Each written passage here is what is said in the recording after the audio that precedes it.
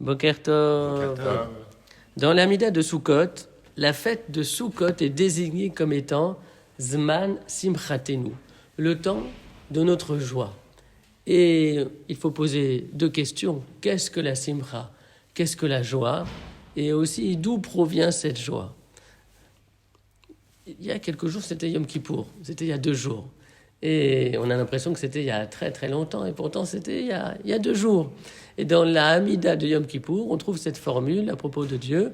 Umachalan le shifte yeshurun. Il pardonne au shifte yeshurun, aux tribus de Yeshurun.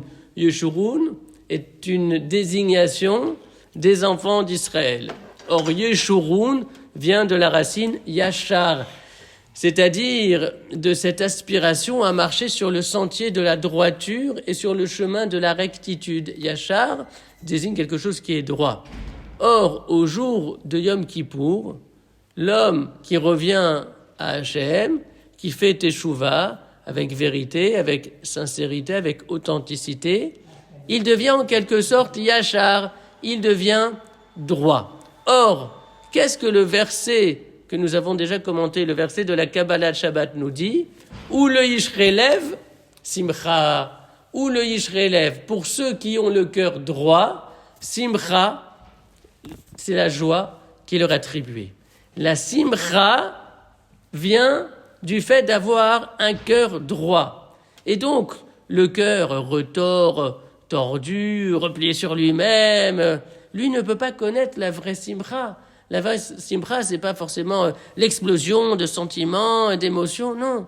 En fait, la vraie Simcha, c'est ce contentement intérieur qui résulte du fait que l'on sait que l'on marche sur le chemin de la droiture. Et c'est la raison pour laquelle, après Yom Kippour, où il est question de shifter Yeshurun, de ces tribus qui cultivent la droiture, alors on parvient à Zman Simchatenu, au temps de notre joie. Et on trouvera également une allusion à cela dans une modalité de la halakha concernant le loulav. En effet, la halakha nous dit que pour être cachère, la branche de palmier doit être droite. La colonne vertébrale du palmier doit être droite. Or, que dit le verset? Ulkartem lachem bayom arishon, et à l'occasion de la fête de Sukkot, au premier jour de la fête, vous prendrez pour vous les 4 espèces, dont le loulav, et immédiatement ensuite il est dit Usmartem lifnei Hashem Elokechem, et vous vous réjouirez devant Hashem votre Dieu. C'est de la droiture du cœur que découle la vraie simcha.